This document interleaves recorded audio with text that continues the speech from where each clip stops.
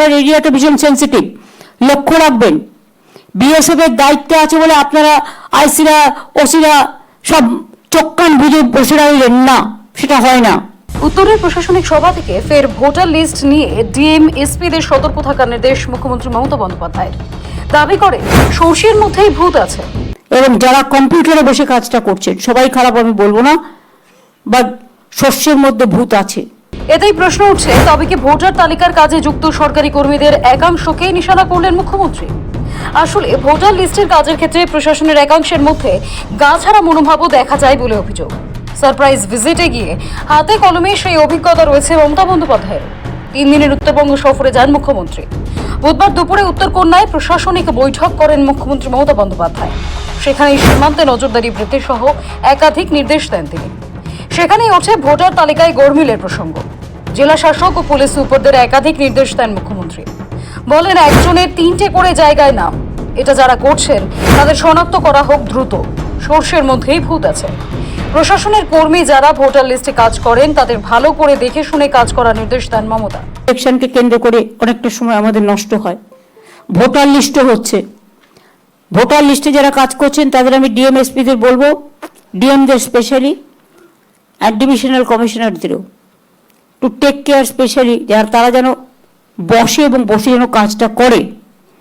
এক এক জায়গায় একজনের নামের জায়গায় 3টে নাম করে তোলা হয়েছে, ফলে যে একজন অরিজিনাল লোক তিনিও কিন্তু ভোটাধিকার থেকে বঞ্চিত হবেন।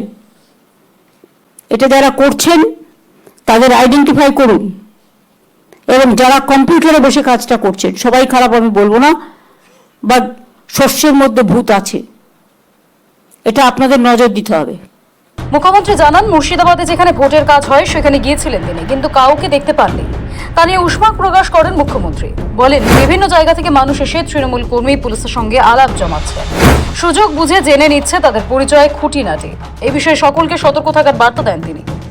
আমি সেদিনকে মুর্শিদাবাদে গিয়েছিলাম, আমার সাথে মনোজ ছিল, গিয়ে দেখলাম ভোটের রুমটা পড়ে আছে কিন্তু কোনো লোক নেই কাজ করবার। সুতরাং এইগুলো সারপ্রাইজ ভিজিট দিতে হবে।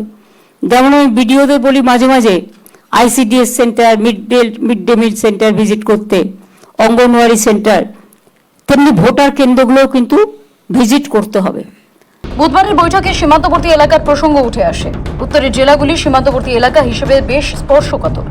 রয়েছে চিকেন স্নেকের মতো অতি স্পর্শকাতর এলাকা। মমতা বন্দ্যোপাধ্যায় জানান, দার্জিলিং, জলপাইগুড়ি, উত্তর দিনাজপুর সহ অন্য জেলায় 4-5টি দেশের সীমান্ত রয়েছে। এই এলাকাগুলি খুবই স্পর্শকাতর।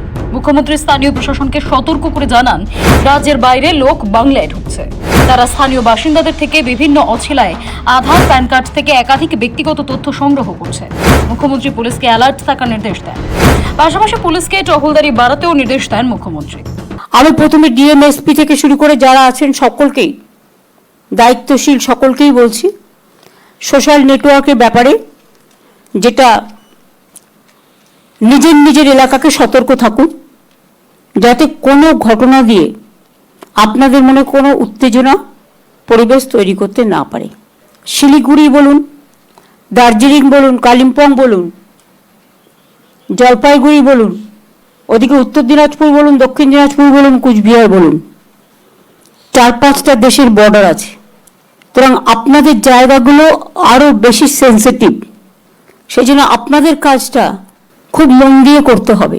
কেউ আসাম থেকে, কেউ ইধার থেকে, কেউ উধার থেকে বিভিন্ন লোক বিভিন্ন এলাকায় ঢুকে এমনকি আমাদের সমর্থকের কাছেও তার নাম্বার, তার প্যান কার্ড নাম্বার, তার আধার কার্ড নাম্বার, তার ফোন নাম্বার, সে কি করে তার ডিটেলস নিয়ে চলে যাচ্ছে অফিসারদেরও।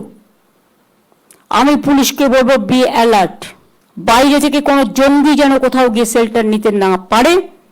আর তেমনি যারা মানুষকে মিথ্যে কথা বলে মানুষের জিনিসপত্রগুলো হাতিয়ে নেওয়ার চেষ্টা করছে, এটা মনে রাখবেন, অথরাইজড লোক ছাড়া। বুঝতে পারছেন আমি কি বলছি? কেউ কাউকে কোনো ডিটেলস দেবেন না। আগে পুলিশরা 3-4 বার গিয়ে ঘুরতো এলাকায়, 5 বার 6 বার, এখন ঘোরেই না।